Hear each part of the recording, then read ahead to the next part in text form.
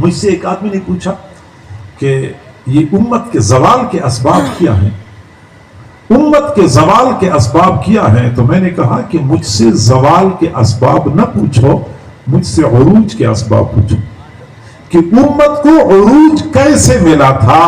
عروج کے لیے اسباب اختیار کرنے پڑتے ہیں، زوال تو خود بخود آتا ہے۔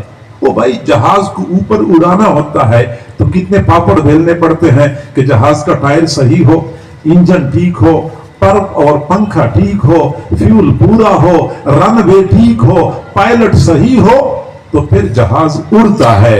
جہاز کو اوپر لے جانے کے لیے، عروج پہ لے جانے کے لیے اسباب اختیار کرنے ہوتے ہیں، اور اگر ان میں سے کوئی سبب رہ جائے زوال تو خود بخود آ جاتا ہے۔ مجھ سے امت کے عروج کے اسباب پوچھو کہ یہ عروج کیسے آیا تھا۔ قرآن مجید نے 4 اسباب بیان فرمائے ہیں، اور ابھی جو میں نے آیت آپ کے سامنے تلاوت کی ہے اسی آیت میں یہ 4 اسباب موجود ہیں کہ وہ گرا پڑا معاشرہ امت کے لیے، دنیا کے لیے مثال کیسے بن گیا۔ وہ لوگ جو قعر مذلت میں پھنسے ہوئے تھے وہ اوج ثریا پہ کیسے پہنچ گئے۔ تو قرآن مجید نے فرمایا فَالَّذِينَ آمَنُوا بِهِ وَعَزَّرُوهُ وَنَصَرُوهُ وَاتَّبَعُوا النُّورَ الَّذِي أُنزِلَ مَعَهُ أُولَٰئِكَ هُمُ الْمُفْلِحُونَ۔ اور فلاح، کامیابی، بلندی، عروج کن لوگوں کے لیے ہے؟ وہ صحابہ جنہوں نے 4 کام کیے تھے۔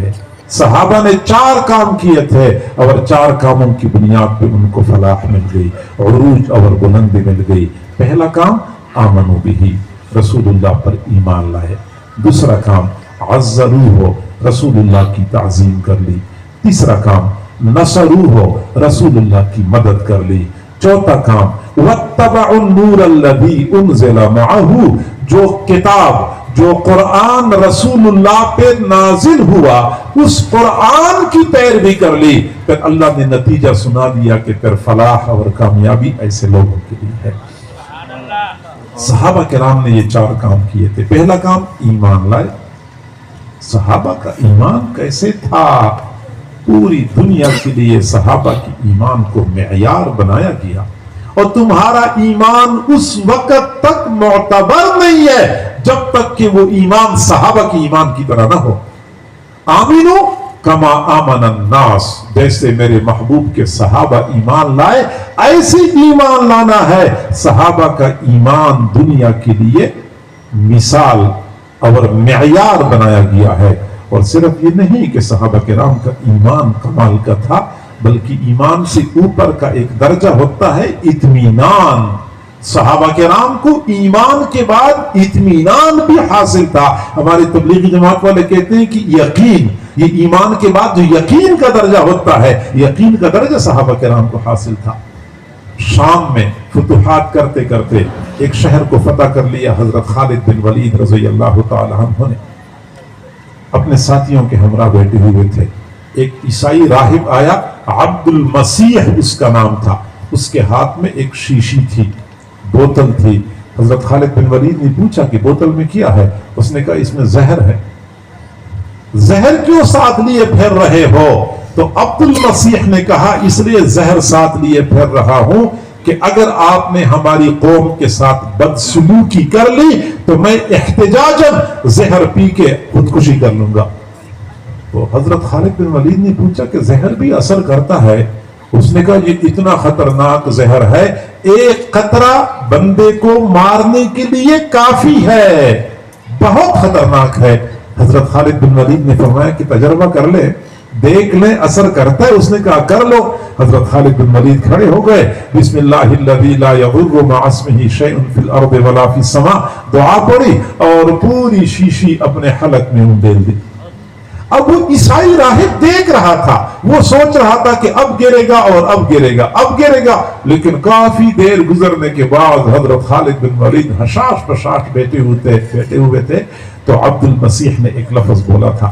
دوسرے صحابہ کو دیکھ کر اس نے کہا کہ لن تغلبوا ما دام هذا او مثل هذا فیکم، जब तक ये बंदा तुम्हारे दरमियान है और इस जैसे दूसरे लोग तुम्हारे दरमियान हैं, तुम कभी मगलूब नहीं होंगे, तुम कभी मगलूब नहीं होंगे। ईमान के बाद यकीन उनको हासिल था।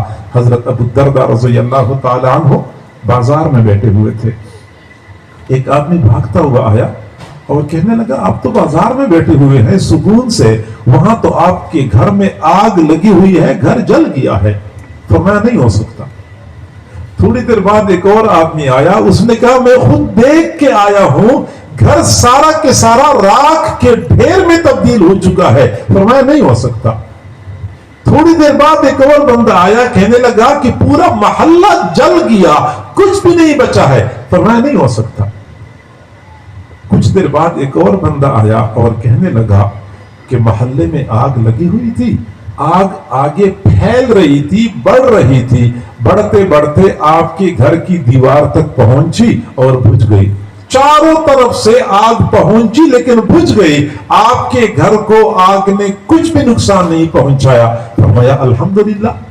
लेकिन किसी बंदे ने पूछ लिया कि आखिर बार बार जब इत्तिला आ रही थी, आप इस कदर मुतमईन क्यों बैठे हुए थे? तो हजरत अबू दरदा रज़ियल्लाहु ताला अन्हु ने फरमाया कि मैंने हुजूर सल्लल्लाहु अलैहि वसल्लम से एक दुआ सुनी है और सीखी है। हुजूर ने फरमाया, जो बंदा ये दुआ सुबह के वक्त पढ़ लेता है तो उसका माल, उसकी जान, उसकी औलाद पूरे दिन के लिए अल्लाह की ज़िमान में आ जाते हैं।